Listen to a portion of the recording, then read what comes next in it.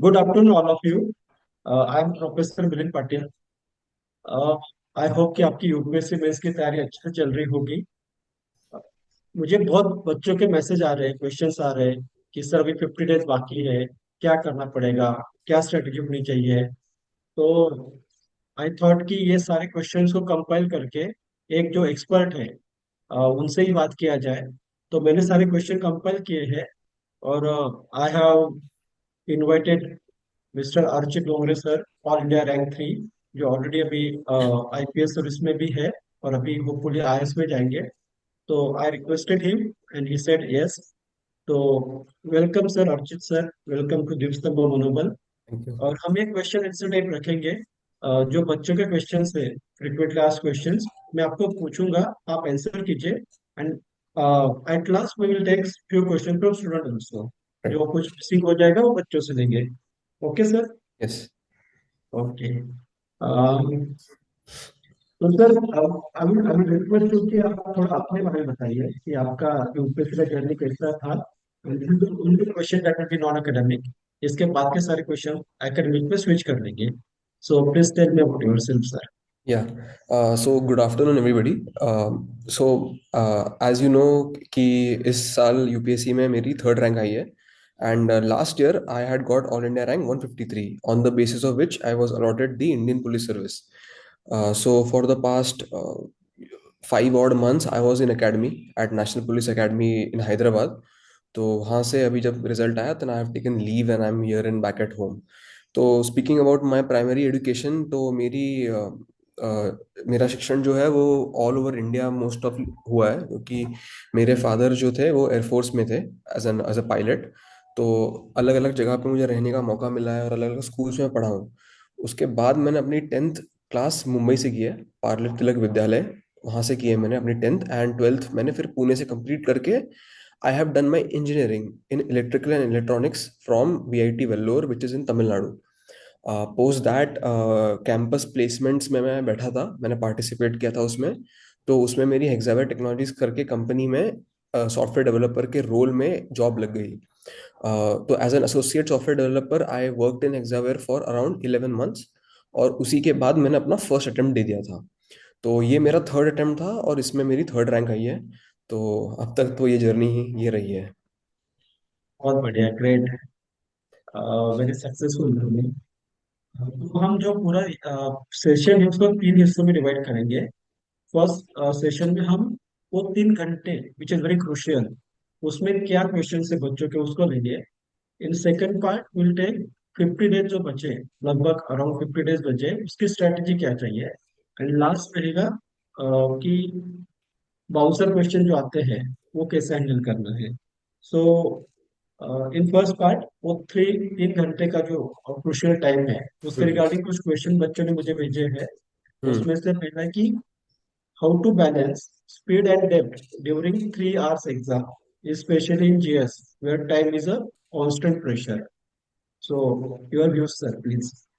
जो 3 घंटे एग्जाम में हमें मिलेंगे, मेंस एग्जाम में, उसमें basically I think around 80% role तो उसी प्रैक्टिस का होगा जो आपने उससे पहले की होगी। It is very difficult to go in the paper एकदम नए माइंडसेट के साथ। आपने कभी मॉक टेस्ट भी नहीं दिया है और अब जाके एकदम से 3 घंटे में परफॉर्म करोगे, ऐसा कम होता है। मेजोरिटी ऑफ द जो परफॉर्मेंस वहाँ पे होती है that is decided well in advance when you have practised enough in your mock papers. देखिए, ये प्रैक्टिस का ही गेम होता है। जब आप उस तरीके की सेटिंग में उतना ही टाइम लगा के जब बार बार पेपर दोगे, तो आपकी आदत बन जाती है कि कम समय में अच्छे क्वालिटी का कंटेंट डिलीवर करना पेपर में। पहले तो ये बात होती है। सेकंड, आपको एक इंट्यूटिवली अंदर से गट फीलिंग आएगी कि मैं कितना टाइम एक क्वेश्चन पे स्पेंड कर रहा हूँ, मैं कितना टाइम और स्पेंड कर रही हूँ। मैंने एक क्वेश्चन में ज्यादा टाइम दे दिया गलती से, अब मुझे दूसरे क्वेश्चन को और फास्ट लिखना पड़ेगा।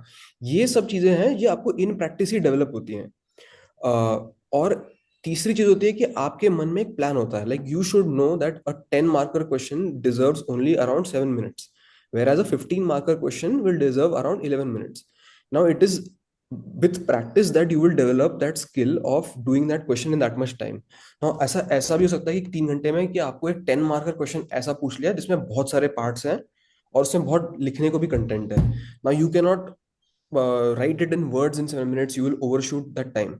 So now when you get these type of questions in practice, आपकी आदत बन जाएगी कि आप वर्ड्स में नहीं लिखोगे, आप वही कंटेंट को शॉर्टर वे में लिखने की स्किल डेवलप कर लोगे. For example, rather than writing 5 points in words, you can draw a diagram and depict those 5 points in a schematic format, right?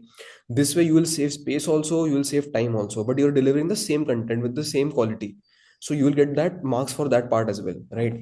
So it is, well, with almost every other thing in UPSC, this is also a thing that will come with practice. The more you practice, the more comfortable you will be in the paper. The more comfortable you are, the better you will manage your time. The better you manage your time, the more calm and confident you will be. And that will again ensure कि आपको जो पढ़ा है आपने, आपको याद भी आ रहा है पेपर में. क्योंकि अगर हम एंजाइटी में जाएंगे और very conscious about how we are writing the paper or whether we'll get marks, or we have these kind of distracting thoughts right in the middle of the paper, then we will not be able to ensure that our whole concentration and attention is in the paper.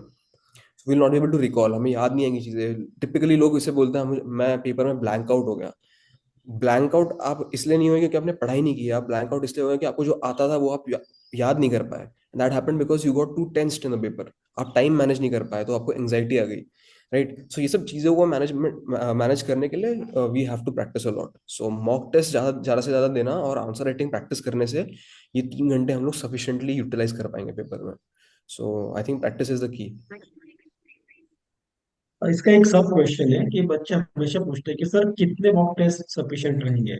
हम्म. तो is there any number? See, I don't think there is a number. मतलब for everybody it will be different, but there is one standard metric that you can use is how confident you are. जिस दिन आपको mock test देख के समझ में आएगा कि हाँ अब मैं पेपर लिख सकता हूँ, लिख सकती हूँ, आप उस दिन मॉक टेस्ट देना बंद कर सकते हो. Just that कि I would recommend keep giving mock tests so that your hands are used to writing that lengthy paper. वरना अगर हम लोग 15-20 दिन का गैप दे देंगे लिखने में पेपर, तो वहां पे शायद जाके हमारी मसल मेमोरी इतनी एक्टिव ना हो, हमारा हाथ ज्यादा दर्द करने लग जाए. तो वो मस्कुलर प्रैक्टिस में रहने के लिए we should keep writing papers. And also it's a good form of revision. जब आप पेपर लिखोगे, आप आंसर की पढ़ोगे, तो एक तरीके का रिविजन है वो. But mock test, if you want to practise your skills, then it is till the point where you feel that you are confident, and that only you can tell. So it's very personal decision. और एक सब question उसमें से मुझे याद आ रहा है कि बहुत बच्चों को हम बोलते हैं कि आप राइटिंग प्रैक्टिस कीजिए, तो Hmm. देर रिप्लाइज दैट कि सर अभी मेरा पढ़ के नहीं हुआ है, तो मैं अभी पढ़ लेता हूँ बाद में राइटिंग करता हूँ। तो इसके how should we do it? I mean, see, there are two ways of looking at this question. एक तो होता है कि बिल्कुल ही नया बच्चा है, सो एक्चुअली कुछ नहीं आता, तो वो लिखेगा भी क्या? कुछ नहीं लिख सकता मतलब basically. So that is fine. But then I would also like to say कि पढ़ाई भी कभी खत्म नहीं होगी, because syllabus is very big and there is always something new to be studied. Questions तो मैं इनफाइनाइट बना सकता हूँ. तो there has to be some level of courage, some self confidence and some self motivation that you should have कि हाँ अब मैंने पढ़ लिया है, अब मुझे डर लग रहा है, पर फिर भी मुझे आंसर लिखना पड़ेगा क्योंकि पेपर में मुझे आंसर राइटिंग ही करनी है. तो you have to overcome that fear of answer writing and you should basically have this thing in mind. Start answer writing as soon as possible. जिस दिन मतलब आपने एक भी सब टॉपिक कवर कर लिया, मान लीजिए आपने पॉलिटी का कॉन्स्टिट्यूशन वाला टॉपिक जो है, फंडामेंटल राइट्स आपने ये चैप्टर पढ़ लिया, अब आप पीवाईक्यूज खोलिए और फंडामेंटल राइट्स पे जो भी क्वेश्चन पिछले साल मतलब प्रीवियस ईयर्स में पूछे गए हैं, you can definitely write answers on fundamental rights, right? मतलब you have studied that now. आपने पूरी पॉलिटी नहीं पढ़ी लेकिन आपने एक सब पार्ट पढ़ा, उस सब पार्ट में भी सब क्वेश्चंस आए हुए हैं पिछले साल में, तो आप उस पर राइटिंग प्रैक्टिस कर सकते हैं. सो मतलब as soon as you complete first sub topic you can start writing answers. उससे ज्यादा डिले करना भी नहीं चाहिए, I feel. Yeah right, agree. सबसे क्रुशियल पॉइंट क्या होता है सर कि कौन से क्वेश्चन को पहले क्लिक करना है? हम्म. विल हैव 20 क्वेश्चंस, तो 10 मार्कर्स पहले लेने हैं, 15 मार्क्स पहले लेने हैं, या 1 to 20 सीक्वेंस से जाना है? जो हमें पहले अच्छे आते हैं वो लिखते हैं। तो what is your strategy? See, I know of many people who do this thing where they pick and choose the questions which they know the best, they write that, and then they complete the other ones. I know a few people who write 15 markers first, then they come to 10 markers. See, it's a very personal thing again. आपको जो comfortable लगता है वही best strategy होती है. जिस जिस strategy को फॉलो करके आप पेपर कंप्लीट कर पा रहे हो और आप सबसे सबसे अच्छा कंटेंट भी डिलीवर कर पा रहे हो, आपके मार्क्स भी हाईएस्ट आ रहे हैं. अब वो कैसी भी स्ट्रेटेजी हो, I would suggest you to go with that strategy जहाँ पे आपके मार्क्स सबसे ज्यादा आ रहे हो, because at the end of the day it's about marks. But for me personally, I do the paper from question number 1 to 20, and I go with this mindset ki a 10 marker is a 10 marker, a 50 marker is 50 marker. All questions have same amount of respect in my eyes. 10 marker को 7 minute ही दूंगा मैं, और 15 marker को 11 ही minute दूंगा मैं। किसी भी question में मैं डिस्प्रपोर्शनटली ज्यादा टाइम स्पेंड नहीं करता, because I feel like if you right an average answer in a 10 marker you will get 4 marks, but if you write a very good answer you will get 6 marks. So there is 1 or 2 marks ka difference.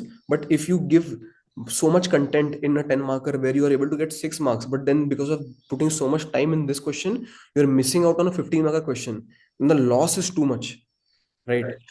So it is most, I think best strategy to go about this is कि give each question its due time. 10 marker को आप 7 minute से ज्यादा दी मत देना, मतलब this is how you will be able to complete the paper also. You will maintain a good average or better than average quality also throughout. At the same time, you will be completing the paper comfortably without missing out on anything as such. So I think give the questions its due diligence and due time. Okay sir, next question हमारे पास आया है। How to make your answer stand out in GS answer where content overlaps most of the I mean it content is same for most of the candidate. So how to get that 1 mark, 0.5 mark extra? Right. So see, you will be reading the same books that everybody else is reading. आपको basically जो पता है वो सभी को पता है, broadly. ठीक है. In this, I feel like there are two aspects. One is the content itself, and the other is the presentation of that content. तो दोनों में हमें इक्वली अच्छा करना है. फर्स्ट पार्ट में आपकी रिवीजन इतनी अच्छी होनी चाहिए कि जो कंटेंट आप डालने वाले हो वो आप बाकियों से ज्यादा अच्छे से डाल पा रहे हो, एक्यूरेटली डाल पा रहे हो, और पूरा डाल पा रहे हो. मैंने अगर फंडामेंटल राइट्स आज पढ़े हैं तो मेरी ऐसी पकड़ होनी चाहिए उस टॉपिक पे कि मैं सारे फंडामेंटल राइट्स के बारे में उसके कंप्लीट पॉइंट्स लिख पा रहा हूँ, सारे केसेस मुझे याद है, सब कुछ. ये होगा मेरा content. This will come with multiple revision and multiple practice rounds, right. इसके बाद जो सेकंड एस्पेक्ट होता है to make it stand out is your presentation. अब मैं प्रेजेंट कैसे कर रहा हूँ इसे. इसमें आपकी जो आंसर राइटिंग स्ट्रक्चरिंग प्रैक्टिस आप जो करोगे, आप जो टेस्ट सीरीज लिखोगे, उसमें ये वाली चीज हो जाएगी practice. In this comes the fact that you have to underline the keywords, you have to box the important articles, you have to value add your answers with percentages of some reports, NITI Aayog के reports हो गए, economic survey हो गया आपका. इसमें आप एक extra dimension डाल रहे हो जहाँ पे आप लिख रहे हो कि कोई कमेटी या कमीशन के रिपोर्ट्स है, उसके रिकमेंडेशंस क्या थे, जैसे शांता कुमार कमेटी है, रंगराजन कमेटी है, इसमें क्या बोला था इसके बारे में, एक्सेट्रा एक्सेट्रा. तो इस तरीके से आप अपने कंटेंट को वैल्यूएडिशन भी करोगे. तो दो चीजों से होगा. एक तो आपका कंटेंट बहुत अच्छा है, आपने इतनी बार रिवीजन किया है कि आप इसे भूलते नहीं हो, जब क्वेश्चन पूछा जाता है तो आप पूरा लिख पाते हो. और दूसरी चीज है, जब आप लिख रहे हो उसे तो आप उसको क्लियरली लिख पा रहे हो, उसकी विजिबिलिटी बढ़ा पा रहे हो अंडरलाइन करके, और आप वैल्यूडेशन कर पा रहे हो with the help of data recommendation committee facts and diagrams. तो जब ये दोनों चीजें एक साथ जब आ जाती हैं तो your answer looks very good on paper, and I think that is the way that your answer will stand out from the average crowd. So that is the way. Okay.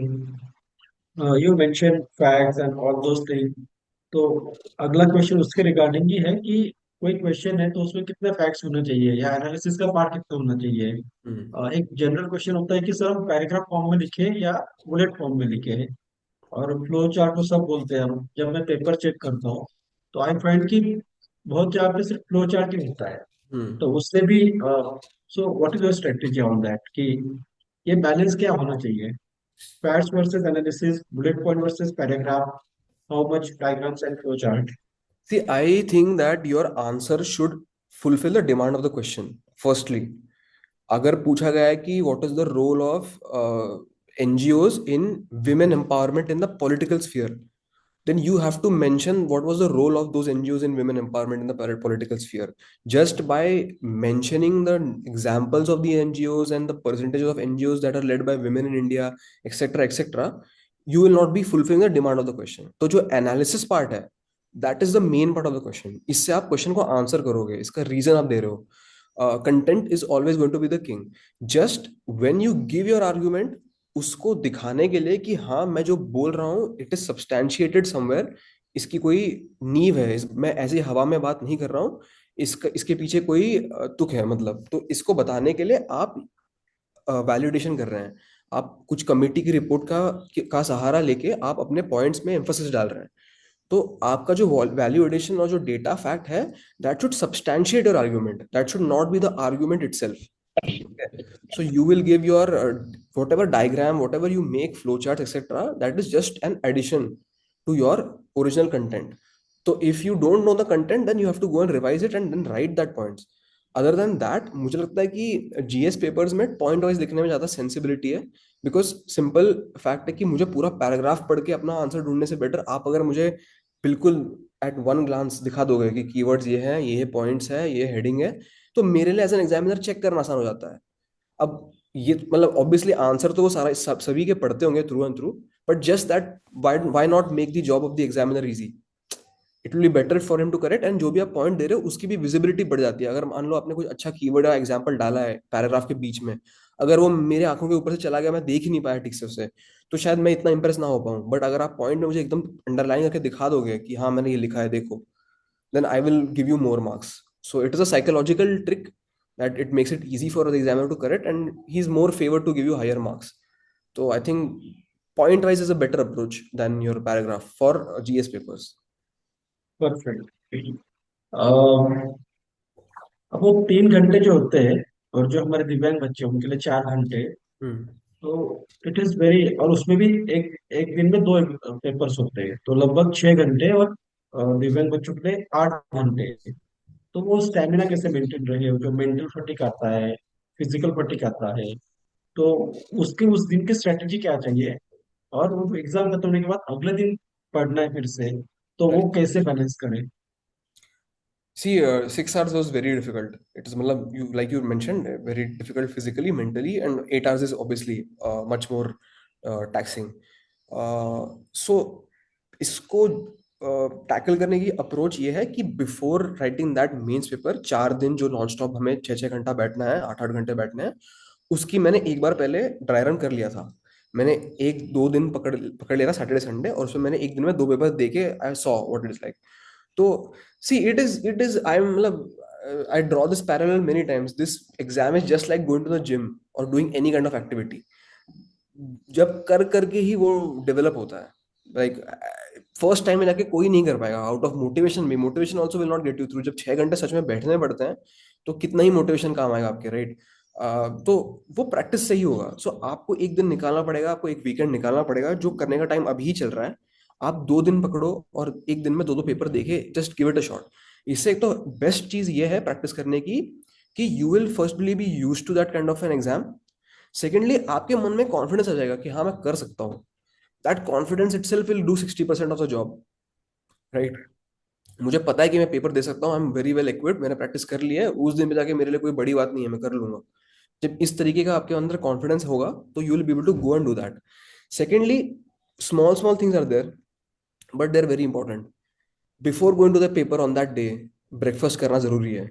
खाली पेट नहीं जाना है, एनर्जी होनी चाहिए paper देने से पहले। जब आप अभी प्रैक्टिस करोगे पेपर देने का, make sure that you give the paper from 9:30 to वो अपना 12:30। उसके बाद 2:30 से लेके 5:30 तक आप दूसरा पेपर दे रहे हो। इस तरीके से आपको प्रैक्टिस करना है। उस टाइम में ब्रेन एक्टिवेट और एक्टिव होने की आपको आदत डालनी पड़ेगी, राइट। वो दूसरी चीज हो गई। तीसरी चीज है कि having sufficient amount of water, carrying the water bottle to the exam centre, washroom exam से पहले जाना ताकि आप बीच में उठ के पेपर नहीं जा रहे हो। तो ये सब छोटी छोटी चीजें होती हैं, but you have to be मतलब मेंटली अवेयर कि हाँ, ऐसे मत करना कि you are not discipline enough, आप उठ के भाग रहे हो एग्जाम सेंटर। एक और चीज होती है, बिफोर द पेपर स्टार्ट्स आपको कम से कम 1-2 दिन पहले जाके अपना एग्जाम सेंटर इन पर्सन जाके देख आना कि कौन सा मेरा एग्जाम सेंटर है, जो कोड दिया है वो यही है कि नहीं, मेरा क्लासरूम कौन सा है। मतलब ये सब चीजें होती है ना, छोटी छोटी सी small small things, this will वो टेंशन निकाल देगी। वरना आप एग्जाम की एक रात पहले सो रहे हो, आपको एकदम से थॉट आ जाएगा कि यार मैं सेंटर जो देख के आया था वो सही तो नहीं है, कल मैं गया वहां पे तो मैं गलत जगह तो नहीं पहुंच जाऊंगा। ये सब टेंशन को हटाया जाए तो ज्यादा सही रहता है। तो 1-2 दिन पहले जाके एग्जाम सेंटर देख आना, खाना पीना सही से रखना, टाइम से सो जाना, रिवीजन अच्छी करना। तो ये सब चीजें उस दिन की स्ट्रेटजी होती है, वो आपको करनी पड़ेगी। उससे आपको डेफिनेटली फायदा भी होगा। Yes, definitely. In fact last year जो हमारे स्टूडेंट थे, हमने सब बच्चों के लिए विजन का जो अभ्यास टेस्ट सीरीज होता है, हाँ, हाँ, दैट इज अ वेरी तो गुड हमने, exercise.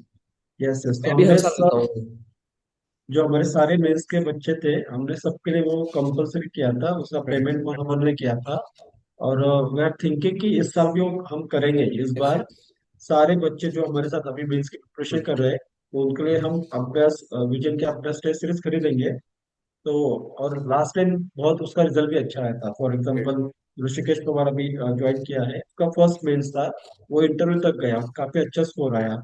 Same with Rohit and all other student. Right. तो इस साल भी going follow that. Yes, it is a good exercise, it will simulate that process. आपको पता चल जाएगा एग्जाम होता कैसे है ना वो।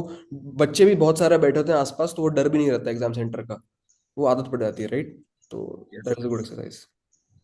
तो जो फर्स्ट पार्ट था कि उस 3 घंटे में क्या करना है, तो आई थिंक जो थर्ड पार्ट था हमारा, हमको हैंडल बाउंसर, वो हम्म। इसमें हम क्लब कर लेते हैं। राइट। तो बहुत क्वेश्चन ऐसे आते हैं, and you can explain this with example, कि जो हमने कहीं पढ़े नहीं है, सुने नहीं है, तो ऐसे क्वेश्चन को आंसर करना है या स्किप कर देना है। What should be strategy? See, I don't think you should skip any question unless आपको बिल्कुल ABCD भी नहीं पता उसका, तभी छोड़ देना। सी, द थिंग इज ना कि पेपर में भी ऐसा ही होगा। अगर आपने अच्छी पढ़ाई की है, आपने करंट अफेयर फॉलो किए है, तो क्वेश्चन ऐसे रैंडमली कहीं से भी नहीं आता है। वो भी कुछ सोच से, उनको भी कोई न्यूज़पेपर पढ़ के, कुछ मैगजीन पढ़ के वो भी क्वेश्चन बनाते हैं ऐसे, ठीक है। तो आपको थोड़ा एक दो चीज तो पता ही होता ही है, हर चीज के बारे में कुछ ना कुछ तो पता ही होगा, ऐसा रैंडमली कुछ भी नहीं आता। तो जब ऐसा क्वेश्चन आता है, आप एक काम कीजिए, आपको जितना आता है आप उतना लिख दीजिए। Don't make it very obvious that you are writing especially about that particular point that is mentioned in the question, and show them that you don't have the complete knowledge.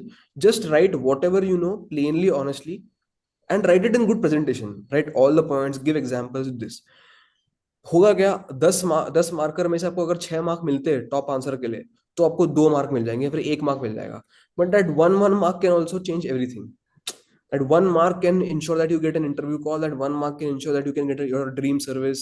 It will make the whole difference. So never underestimate the worth of a single mark. So just do what you know. Just write what you know. Ensure that you fill whatever you know and leave it to the examiner to check. But don't just leave anything blank, even if you know a little bit about it. Little bit also, if you know, just write that little amount and get over with it. So that is my approach. Even I do the same thing only. Archit sir, ये it is very easy to say कुछ लिख के आओ, but do you elaborate this with your example कि आपके साथ ऐसा कुछ हुआ था, कोई बाउंसर आ गया था, आपने उसको कैसे हैंडल किया था? With example, that thing very clear to students. Yeah, I mean, there was a question in polity also, कि women-led NGOs who are helping women in political representation. So now we know that we have Lok Sabha में 13% MPs are only women, which is low for a country with which is half the population as women, right? 50%, 60% के आसपास तो होना ही चाहिए। तो ना अब मुझे स्पेसिफिकली किसी एनजीओ का ऐसा नाम याद नहीं आ रहा था जो इसी काम को करती है। तो मैंने क्या लिखा, आई रोट माई इंट्रोडक्शन कि हाँ, women have only 13% representation in Lok Sabha, problems with why women are not there in Lok Sabha, what we can do. And फिर एक आध एनजीओ का मुझे नाम याद आ गया है, SCW से सेवा फाउंडेशन है, मैंने ऐसे कुछ नाम, अन्वेषी, सहेली, in other spheres I wrote. Now I knew that he will not give me full marks because it is not very relevant to the demand of the question. But जो मैंने इतना लिखा है कि women क्यों नहीं है, क्या परसेंटेज थी उनकी, क्या कर सकते हैं हम लोग, क्या क्या चल रहे हैं, विमेन रिजर्वेशन बिल भी आया है पार्लियामेंट में, कब होगा ये। अब मैंने इतना कुछ लिखा है, वो मेरे को 1-2 मार्क्स तो दे ही देगा, राइट। इतना I mention, so I wrote it like that, I didn't leave it blank because I knew something about it, right. So I know the issue, I know what we can do, I just don't know the names of the NGOs. So for that, he'll not give me full marks, but he'll give me 1.5 mark or something, which is good enough for me, right? So that is how I tackled that question. Great. तो I think हम क्या करते हैं, अभी सारे question उनके एक साथ बात में करने से अच्छा, ये जो टॉपिक था कि वो 3 घंटे में क्या करना है, Hmm. इसलिए मुझे जो क्वेश्चन आए थे स्टूडेंट के, वो भी खत्म हो गए। तो अभी हम 2 या 3 क्वेश्चन स्टूडेंट से भी ले लेते हैं, Sure, sure. Particularly on this topic, वो 3 घंटे में या उस दिन क्या करना है। So if there are any question, please raise your hand and our team will unmute you and you can ask the question. बस आपको हैंड रेस करना है Zoom में।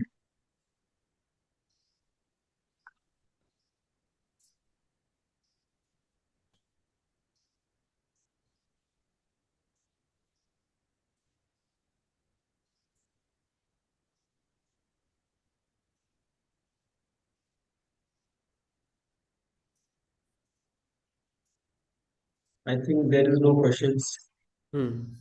No hand is okay, okay, okay, बिल्कुल है। okay, okay. Deepak, you can ask your question. Sir lot of students are मतलब ऐसा होता है कि पेपर के बारे में तो सब बोलते हैं लेकिन दो पेपर के बीच का समय वो भी ज्यादा हेक्टिक होता है। तो उस समय आपने उस प्रेशर कैसे हैंडल किया? यार between two papers I had a friend who used to sit outside, no, not sit outside, but when the paper used to end he used to come out with a tiffin box. तो while between those two papers I used to have my sheets, right, revision sheets. तो मैं खाते खाते उसको revise कर लेता था अगले पेपर के लिए। when you have the second paper coming up ना, it is not going to be that hectic क्योंकि you are very on the edge कि अभी लिखना है जाके एक और पेपर, तो your attention will be more focused towards कि अगला पेपर आने वाला है इसे मैं टैकल करूंगा, राइट। तो उस पे ज्यादा फोकस था मेरा। हेक्टिक तो इन द सेंस कि हाँ मतलब अब depends on where you are, like for example I was in Delhi, तो it was extremely hot, like the weather was very bad, so there was no escape from that part, but then just that you have to keep some mental stamina and mental fortitude there. Other than that तो यार एक दो दिन की बात होती है, वो दो दिन ऐसे होते हैं, उसके बाद 5 दिन छुट्टी मिलेगी, फिर 2 दिन होगा, तो वो ब्रेक आपको मिल जाएगा। अगर आपने प्रैक्टिस की होगी इस चीज की तो आपको हेक्टिक नहीं लगेगा। So it's not that difficult. You will do it with practice. It's not that difficult.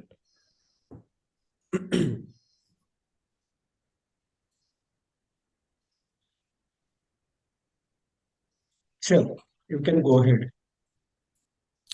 Sir, there are 4 hands, I think so. Okay. Akshat,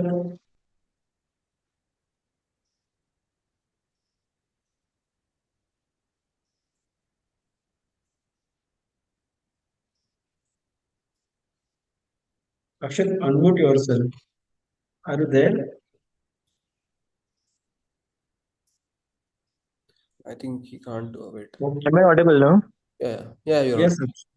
sir मुझे पूछना था कि लाइक फॉर एग्जांपल 23 अगस्त को हमारे दो पेपर होंगे तो फॉर पीडब्ल्यू स्टूडेंट मेरा पेपर 6:30 को खत्म होगा and again like I need to sleep around 10 or 11 so between those 2-3 hours like is it still required to like should we study for those 2-3 hours or should we like mentally prepare ourselves for like to like for the next day like how should we have strategy for those 2-3 hours? See, just do as much as you can, but sleep on time. Don't compromise on your sleep. That is my suggestion. पूरा जितना तुम्हें लगता है time सोने के लिए, take that time, whatever 6-7 hours that you need, just take that time. And घर आने के बाद if you feel like it, if you have that much energy, then study. Just give it your best shot. Don't force yourself to like stay up all night and then you're going to the paper half sleep deprived, right? वो तो मत करना। जितना तुमसे हो रहा है उतना करो, बाकी just leave it. You have prepared all this 50 days, वो एक दिन में क्या ही पढ़ लोगे ऐसा, right? तो थोड़ा leave it up to that, just take it easy and give it your best shot. अगर हो पा रहा रिवीजन तो कर लेना, वरना मत करना। That is what I would say, but don't compromise on your sleep. That is my take. Okay. अभी हम और एक क्वेश्चन लेंगे और बाकी जो बचे हुए क्वेश्चन है हम at the end of the session लेंगे। So Shrikant, you can ask your question.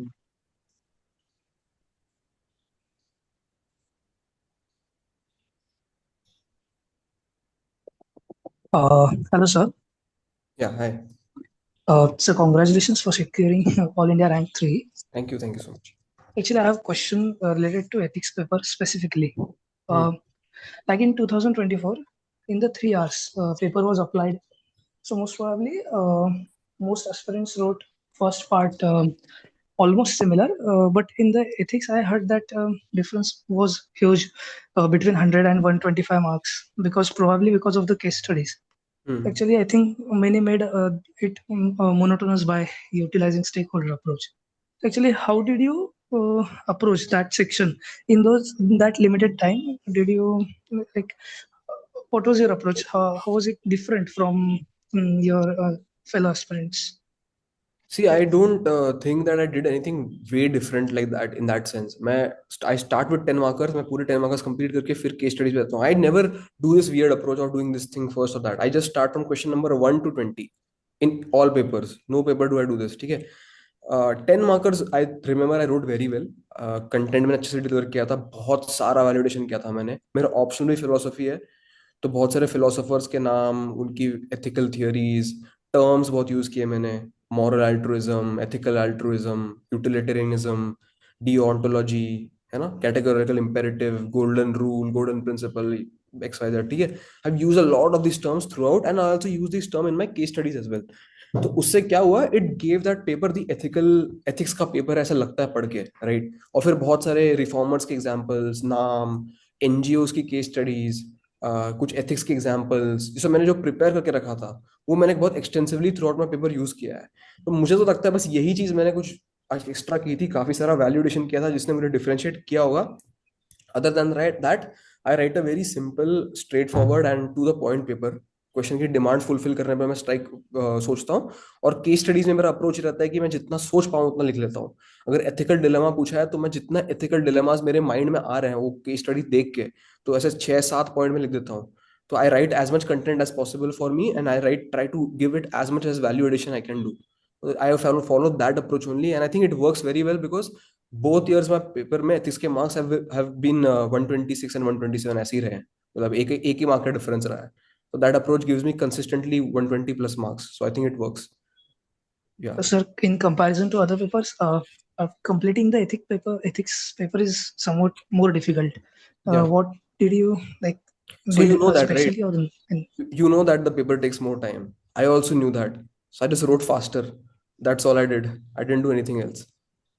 You have to speed that hand. Your hand will hurt like a lot in the ethics paper compared to other papers, but that is, it is what it is, right? You just have to do it, and you cannot compromise on content or quality.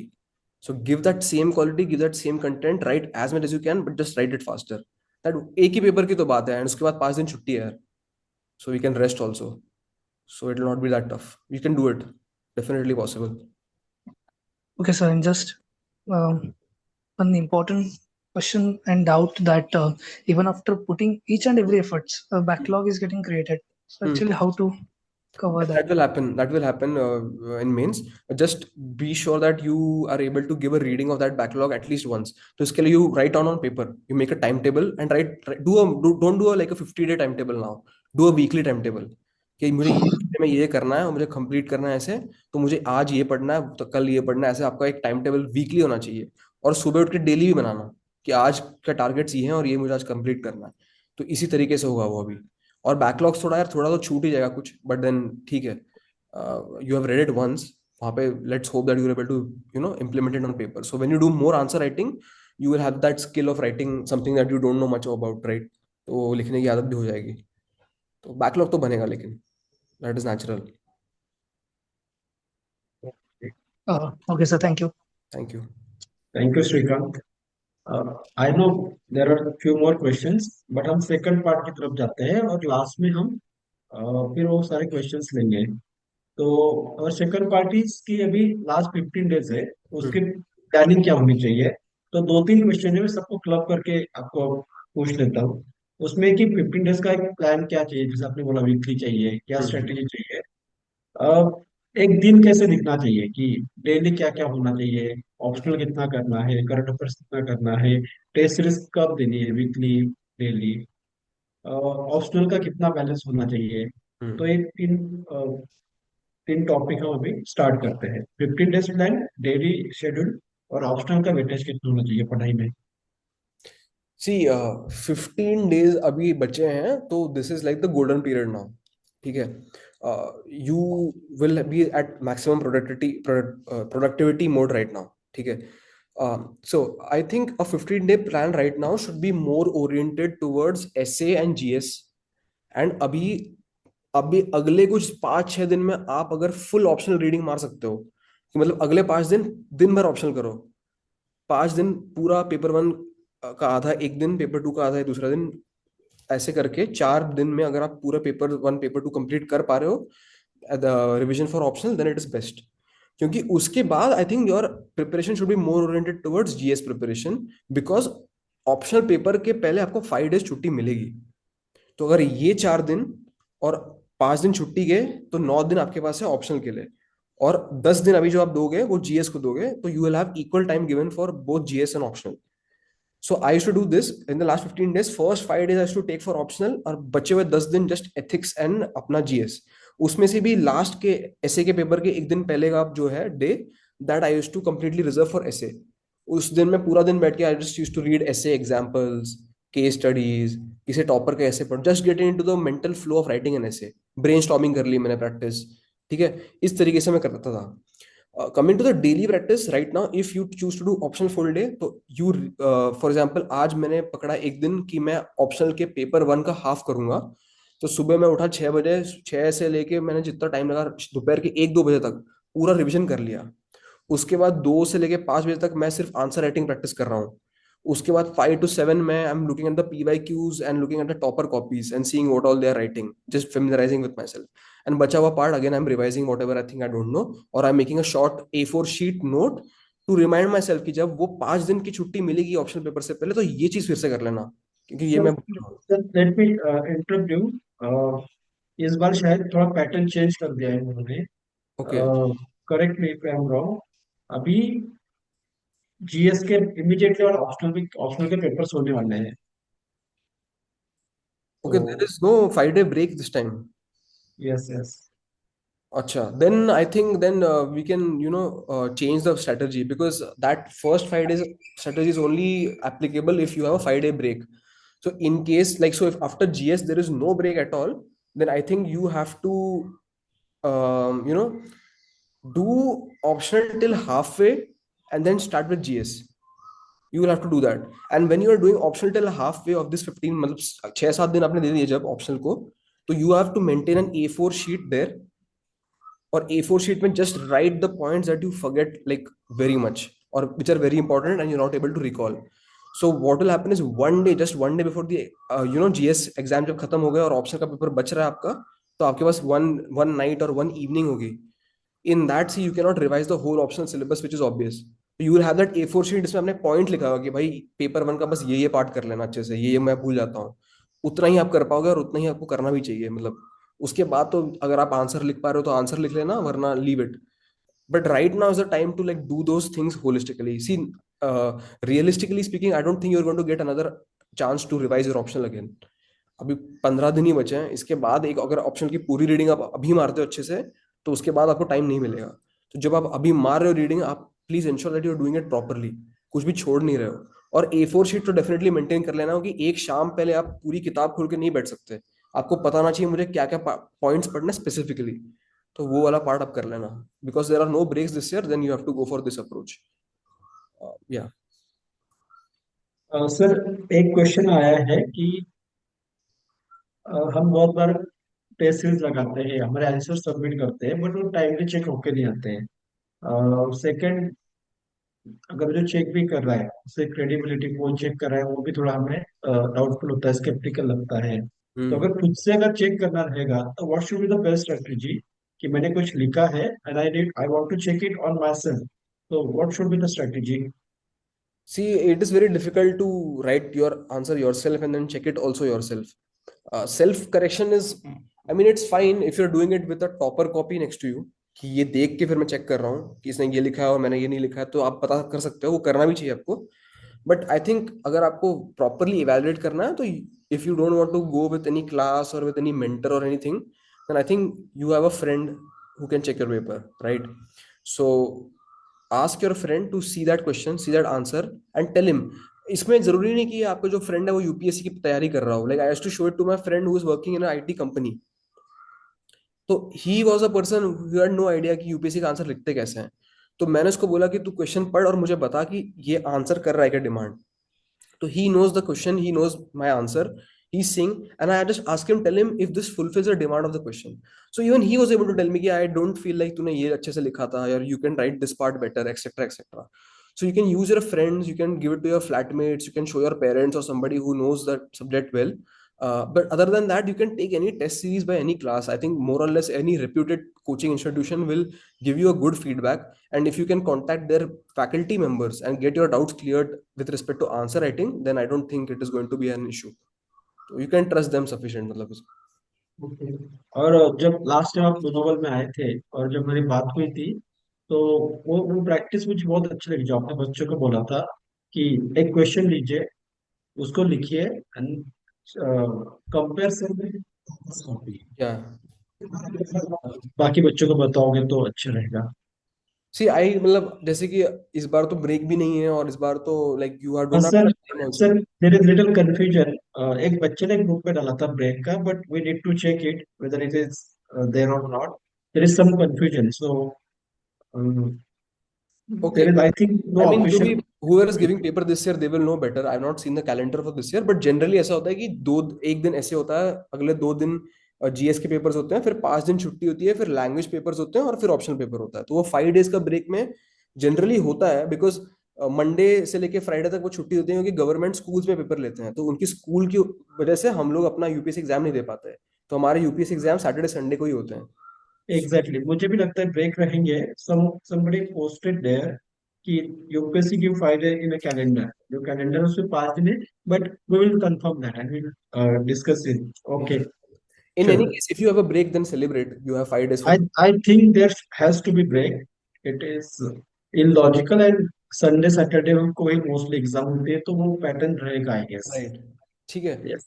In any case, so you have a break, then it's very good. मतलब your optional preparation will be much stronger. तो whatever I mentioned for that 15-day thing, first 5 days optional, उसके बाद GS, उसके बाद 5 days जो break मिलेगा उसमें वापस optional। वही करना अपने को basically। अच्छा, टॉपर कॉपी का सीन ऐसा है कि when you practice answer writing, you will do that answer writing daily. Right now also I think you should be doing answer writing daily, so you should not lose touch. uh, जब हम लोग daily answer writing करते हैं, हम अपना answer writing का skill develop करते हैं, like how to write an answer. when you are giving a full length test, you are practicing the muscle strength and the practice of delivering a lot of content 20 question लिखने का। It's a question of stamina, it's a game of stamina. तो अगर हम 20 question लिख रहे हैं लेकिन हम आंसर अच्छे से लिख नहीं रहे हैं, तो we write 20 bad answers. But if you practise answer writing every day, will ensure that even if you write a single answer, the quality and the structuring and the presentation of that answer is good, and that will be a daily feedback process, right? क्योंकि ऐसा होता है कि अगर हमने आज एक तीन आज का टेस्ट लिखा है, राइट, तो अगला टेस्ट हम लोग 5-6 दिन के बाद लिखेंगे, तो वो फीडबैक तब आएगा। फिर हम जाके उसको इनकॉर्पोरेट कब करेंगे, फिर उसका अगला एग्जाम हम लोग 5 दिन बाद और देंगे। लेकिन जब हम लोग आंसर राइटिंग डेली करके वेरीफाई करके फीडबैक ले रहे हैं, तो हम लोग डेली बेसिस पे अपना आंसर राइटिंग स्ट्रक्चरिंग कर रहे हैं, और we are kind of improving every day. So when we write those full length test, we will be writing better answers. So how to practise that answer writing daily, वो मैं अपना topper copy वाला approach बोलता हूँ। उसमें क्या करते हैं हम लोग, टॉपर आंसर शीट्स की कंपाइलेशन होती है, मार्केट में आपको कहीं भी मिल जाएगी। आप 3 क्वेश्चन 4 क्वेश्चन जो भी है उठाइए, उसे ब्लैंक पेपर पे लिख दीजिए क्वेश्चंस को। देन यू पुट 10 मार्कर के लिए 7 मिनट्स का timer on, you write that answer in 7 minutes. Then you go and verify and compare with the topper copy. When you compare with the topper copy, आपको समझ में आएगा कि okay, मेरा introduction तो बहुत ही बेसिक है, इन्होंने कमेटी का नाम लिया है, इनने डेटा फैक्ट लिखा है, इनने ज्यादा डायमेंशन लिखे हैं, इन्होंने क्रिटिसिज्म लिखा है अच्छे से, मैंने क्रिटिसिज्म लिखा ही नहीं, इनने वे फॉरवर्ड लिखा है, अरे मैं वे फॉरवर्ड लिखना भूल गई। तो इस तरीके से you will come to know your own strengths and weaknesses, and then you just copy their style. Just copy their style, copy whatever data fact that you can remember, see the way that they have presented their answer. Sometimes they will use very good diagrams. उन्होंने कैसे कम शब्दों में ज्यादा बताया है, जबकि मैं तो एक पैराग्राफ लिख के स्पेस ही ले लिया मैंने, पर कंटेंट था ही नहीं उसमें कुछ। तो इस तरीके से you will study every day, you will understand every day, and you will develop that skill of writing a good answer. And then when you give your full test 3 घंटे का, then you will write 20 good answers, and then you will see the increase in your marks. So that is the practice that I tell to people to do with topper copies. I took my team to check whether there is break or not, and they confirm there is no change. जैसे हर साल होता है वैसे इस साल भी होगा। There is some confusion, तो अभी क्लियर हो गया है, ब्रेक रहेगा। Okay, Okay, okay. तो that's it from my side. I think हम इंटरेक्टिव करते हैं अभी, जो भी बच्चों के क्वेश्चन है वो लेते हैं। सो Yes. जिसको भी क्वेश्चन पूछना है please raise the hand, raise करने के बाद आपको अनम्यूट करके बात चालू करना है। यस।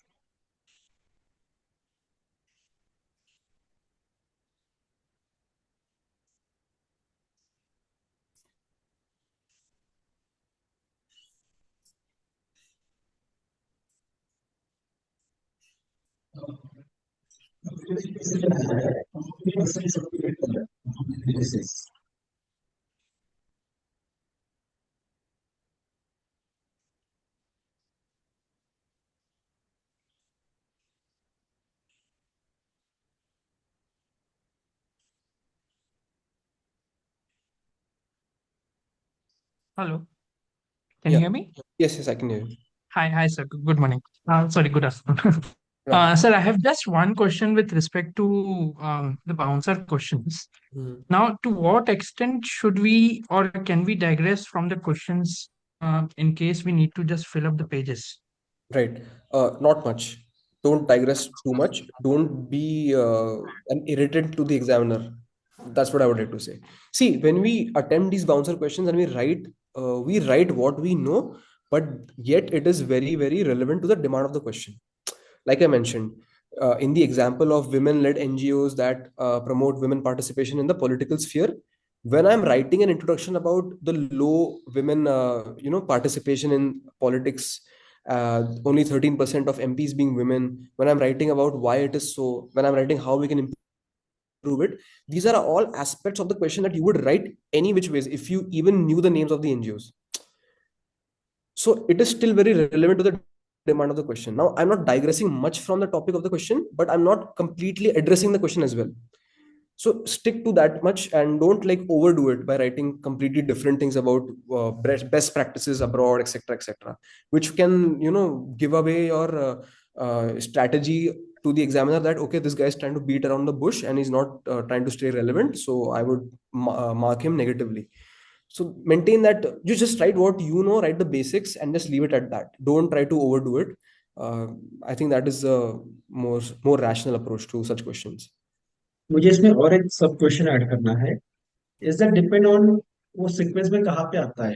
अगर वो bouncer first one two third number पे है, Hmm. तो और हमने वहां पे कुछ भी लिख के आए, तो will it create wrong impression thrown on paper. अगर आखिर के दो तीन क्वेश्चन से, तो ऐसा कुछ हो सकता है. आई मीन सर, इसमें हम लोग ज्यादा कुछ कर नहीं सकते. मान लीजिए फर्स्ट क्वेश्चन ही ऐसे बाउंसर आ गया, अब आप इसको भी ऐसे ही लिखेंगे. आप इसको पहले लिखिए या आखिरी में लिखिए, वो क्वेश्चन की क्वालिटी तो उतनी ही रहने वाली है. In that case can we take strategic decision कि चलो इसको छोड़ ही देते हैं, क्योंकि फर्स्ट क्वेश्चन में ही अगर थोड़ा सा नहीं नहीं इंप्रेशन नहीं, चला गया. मुझे वो लगता है वो एक मार्क भी आपको मिल जाए तो सही रहेगा. वो सर सभी लोग करते हैं, मुझे लगता है इससे कुछ खास फर्क पड़ेगा. ऐसा नहीं कि मतलब, इसलिए मैं कह रहा हूँ ना, don't write anything wrong, don't write anything dishonest. वो आपको एक्सप्रेस वो क्या क्या कहते हैं, आपका परसेप्शन ऐसे बनेगा एग्जामिनर को कि ये झूठ बोलता है. फिर मे भी आपका पेपर ऐसे मार्क हो सकता है. बट मैं अगर आधा ही लिख रहा हूँ, तो वो बोलेगा कि चलो इससे कुछ तो लिखा है, इसको पूरा नहीं आता, कम मार्क्स दे देता हूँ, आगे क्वेश्चन में लिखा होगा शायद, ऐसा हो. वो गलत और झूठ नहीं लगना चाहिए. It should not be mollified in intent. It should seem as if he's trying to answer the question, but it is not able to give the complete content to me. It should right. remain at that.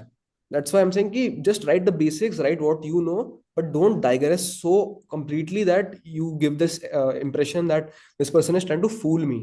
That should not be the impression. Yeah. Perfect. Okay. Yash, sorry, Harsh, you can ask. So, sir, हाँ, hello. sir, this is my first mains and I have not prepared for mains before today. So, sir, for the past around 40 days after French, I'm just trying to complete the whole syllabus once and I've not started answer writing till now.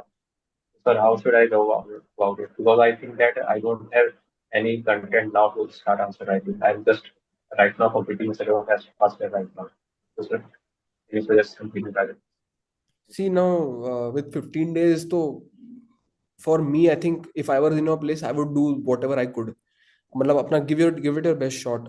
अब अभी now that you know that you don't have done much sufficient answer writing, maybe start answer writing every day, at least 1 or 2 hours at the end of the day. Content आपको जितना basic पता है, जो main subjects है, main topics है, आप उतना पढ़ लो. तो मतलब अब like as much as you can do, that is going to be the best approach. इससे ज्यादा तो मैं क्या ही बोलूँ अभी. सर एक और क्वेश्चन जैसे एथिक्स के जो आंसर्स रहते हैं में हम्म. जो एथिकल डायलेमास रहते हैं तो वो मतलब कई बार लगता है रिपीट ही हो रहे हैं हर क्वेश्चन में सेम ही है तो हाँ इसको हाँ. मैं डिफरेंट कैसे करता तो यार वो रिपीट हो रहा है तो लिखो ना, पर वो क्वेश्चन भी तो रिपीट ही कर रहा है ना, तो आंसर में भी रिपीट होगा ही वो. उसमें क्या दिक्कत है? कोई ऐसे वो कुछ नहीं है, वो बोर नहीं हो जाएंगे आपका आंसर पढ़ के. अगर एक डायलेमा रिपीट हो रहा है बार बार, तो हो रहा है रिपीट वो इनफैक्ट, और आप नहीं लिखोगे तो शायद मार्क्स काट देंगे आपके. तो आप लिख के आ जाना. हूँ देखूँ हाँ. Yes. Thank you Harsh. Jaywant, please ask your question. Hello yes.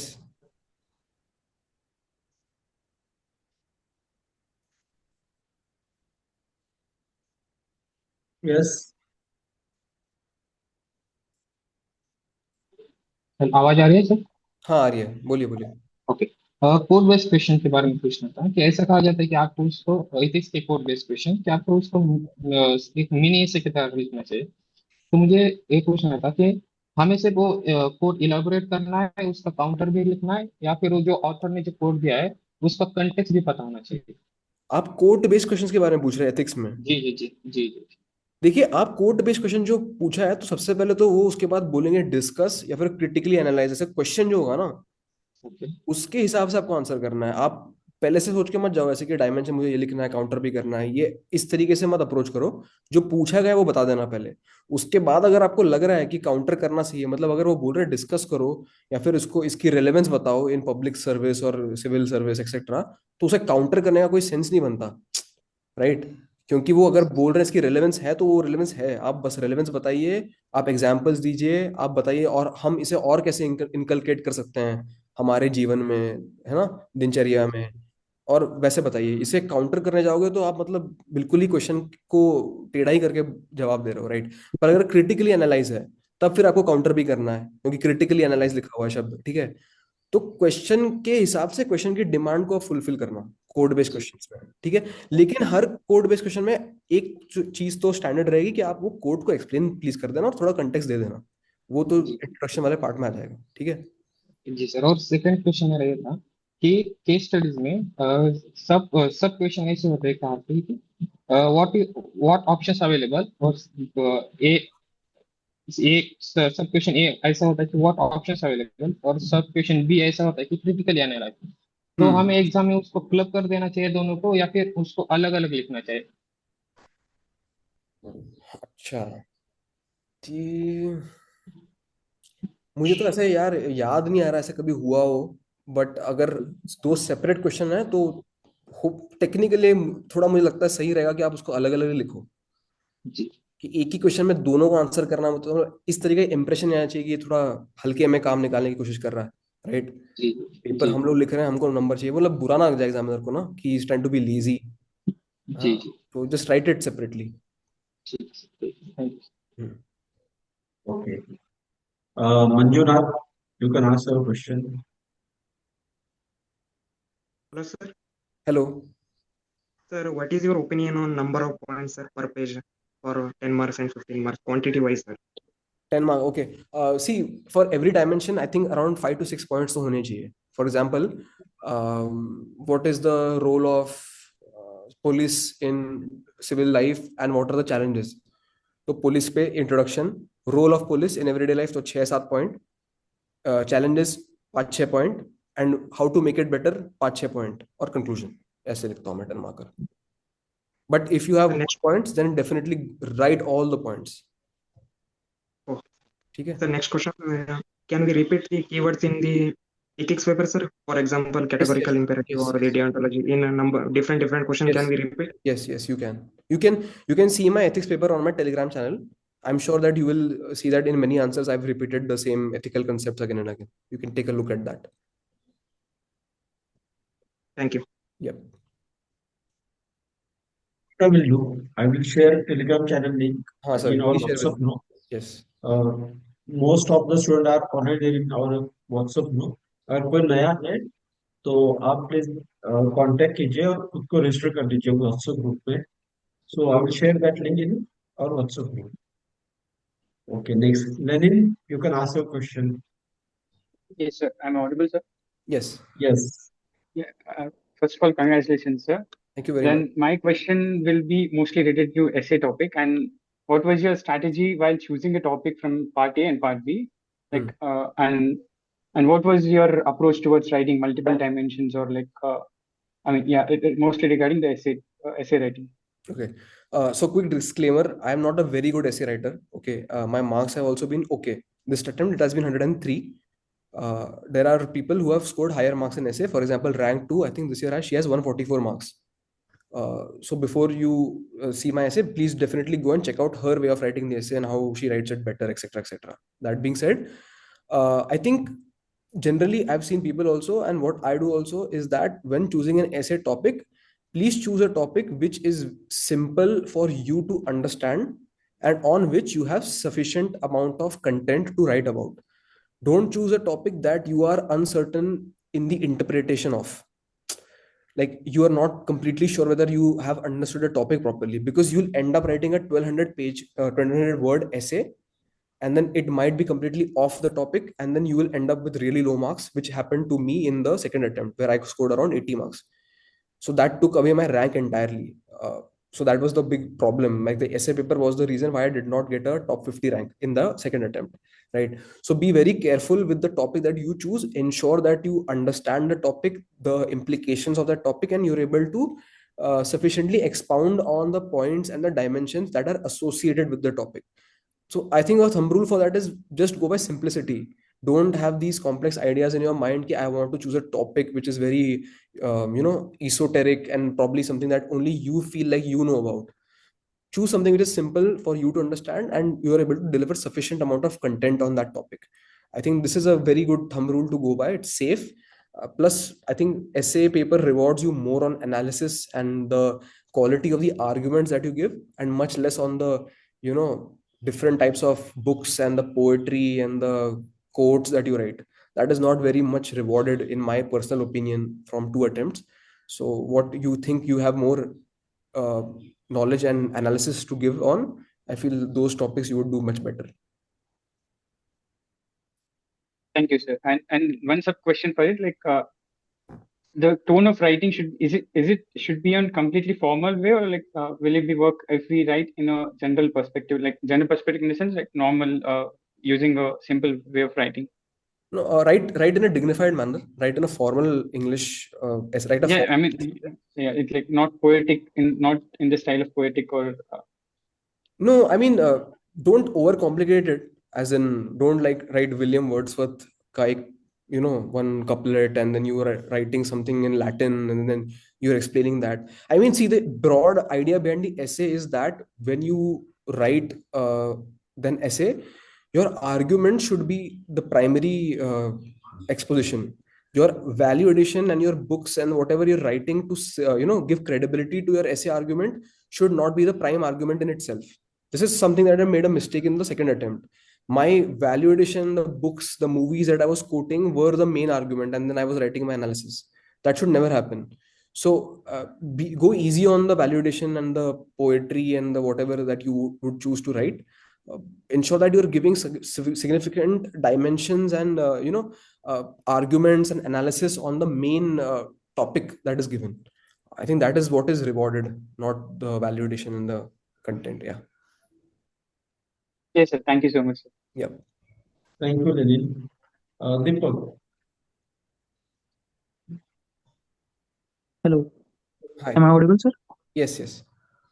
Sir, should we need substantiate every point with the example, or we can skip? And one more thing is sometimes like in the urban development and the environmental crisis, the examples gets repeated. Is it okay to it repeat, or what is your opinion about it? See, I think every point in your GS answers, if it is given credibility or substantiated with a data, fact, argument, committee, economic survey, is going to be very good. It is the validation. It will give you that edge. So it's not obviously possible every time, but I think you should give an example after every point. It will definitely add that validation. In fact, I mean, I've done that and it gives you marks. So I think it works. So you should try to do that as much as possible. Other than that, for GS, I think most subtopics you have multiple examples. I mean, I don't think that it's going to be a problem if you repeat your example, but then try to add a new example. It will give more, credibility and more, diversity to your answers. So, for example, urban development, environment, I mean, for every kind of thing, you will have multiple examples. So when you practice and prepare your validation also, ensure that you prepare 1 or 2 or 3 points for each topic. So it will not happen that you have to repeat it.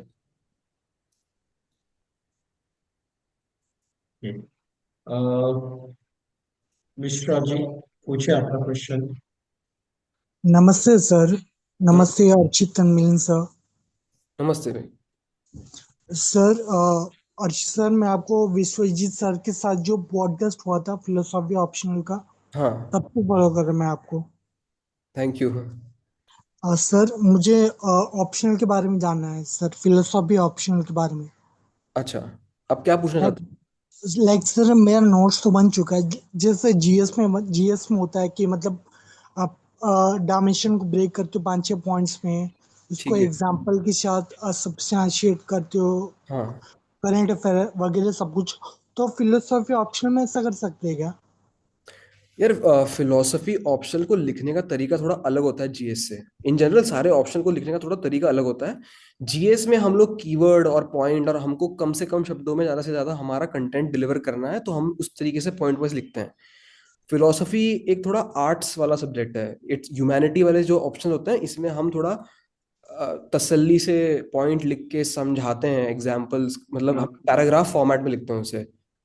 तो उससे थोड़ा वो okay answer पढ़ने में भी अच्छा लगता है, और वो मतलब जनरली सब लोग यही तरीका अपनाते हैं आंसर राइटिंग जी। करने में। जी सर, आप सही कर रहे हो, क्योंकि मैंने टॉपर्स कॉपी एनालाइज किया है तो हाँ, उसमें सब पैराग्राफ फॉर्मेट में लिखते हैं। लेकिन सर विश्वजीत सर ने ये भी बोला कि आप पॉइंट फॉर्मेट में भी लिख सकते हो।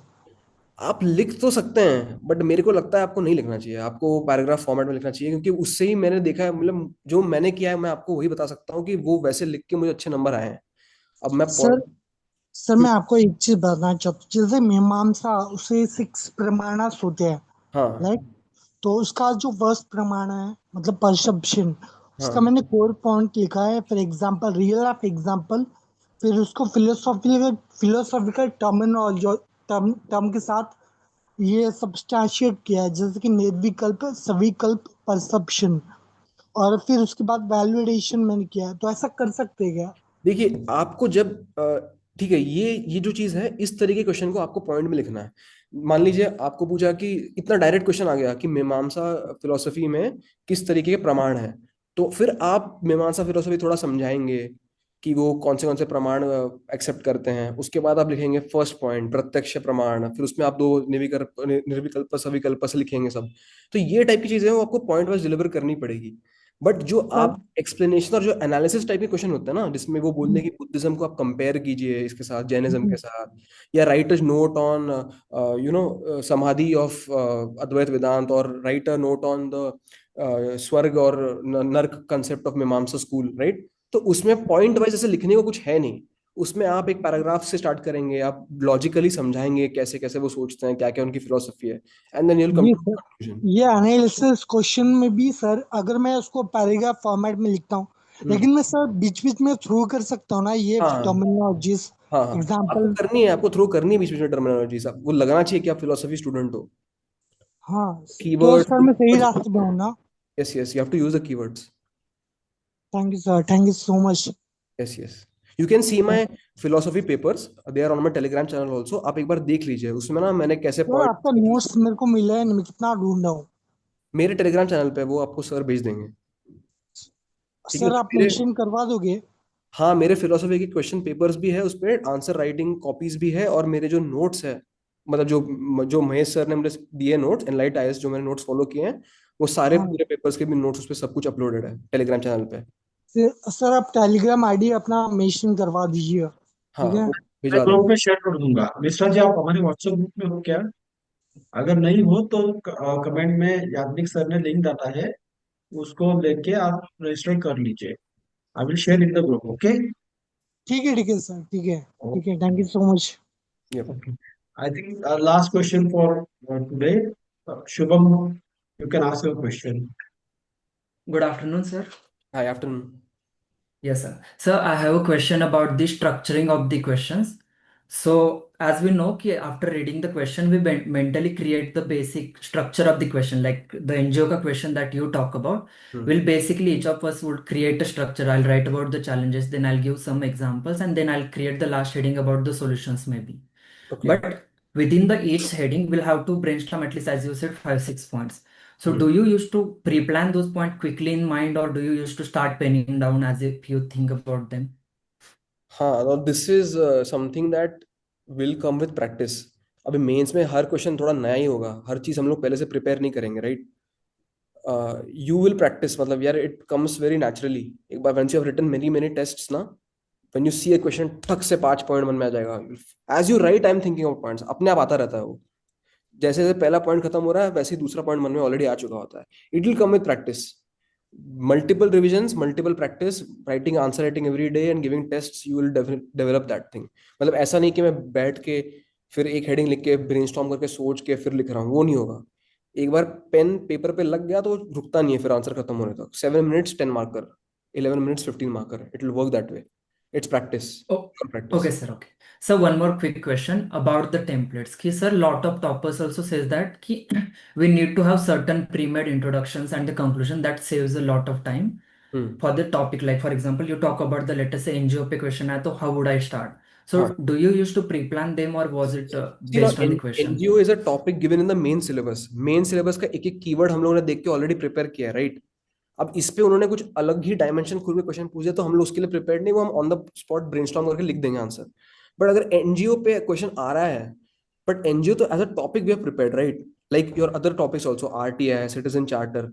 तो ये सब पे जब आप प्रिपेयर ही कर रहे हो तो आपके पास एक इंट्रोडक्शन रेडी है, कंक्लूजन रेडी रहता है. जैसे मैंने एग्जांपल बहुत बार दिया है, जैसे आरटीआई का जो टॉपिक है उस पे आरटीआई का कोई भी क्वेश्चन कैसे भी डायमेंशन आ जाए, बट मैं कंक्लूजन हमेशा अपना वही लिखता हूँ कि information is the currency of democracy. This is a quote by Thomas Jefferson. This is such an apt conclusion for the questions on RTI. तो ऐसा मेरा थोड़ा बहुत रेडी रहता है हर टॉपिक पे, तो वो मैं वैसे यूज करता हूँ. टाइम बच जाता है अपना कुछ seconds, right. Yes, sir. Right. Thank you so much. Yup. I think we are done with questions. Archit sir, really thank you for your valuable time. Thank you. और 1 घंटे में इतने सारे डायमेंशन को टच किया आपने. आपके सारे आंसर बहुत प्रिसाइज थे, बहुत टू द पॉइंट थे. और जो सबसे मोस्ट यूजफुल रिसोर्स है अभी बच्चों का टाइम, तो यस, बहुत एग्जैक्टली. कम टाइम में बहुत अच्छे इनपुट्स मिले. वी विल डिस्कस कि ये जो अभी शुरुआत हुई है बच्चों को गाइड करने की, इसको हम और कैसे इंस्टीट्यूशनलाइज कर पाएंगे और लॉन्ग टर्म आप बच्चों को गाइड कर पाएंगे. So thank you very much. Thank you. Thank you student. आपको अगर कुछ भी लगता है, मैं ये बात फिर से रिपीट करता हूँ, इफ यू नीड एनीथिंग, कोई एकेडमिक हेल्प चाहिए, कोई फाइनेंशियल दिक्कत है, कोई इमोशनल सपोर्ट चाहिए, तो please reach out to us. Will help you by every mean. Thank you all of you. Thank you sir and have a good day. Thank you everybody, all the best. Thank you sir. Yup, bye bye.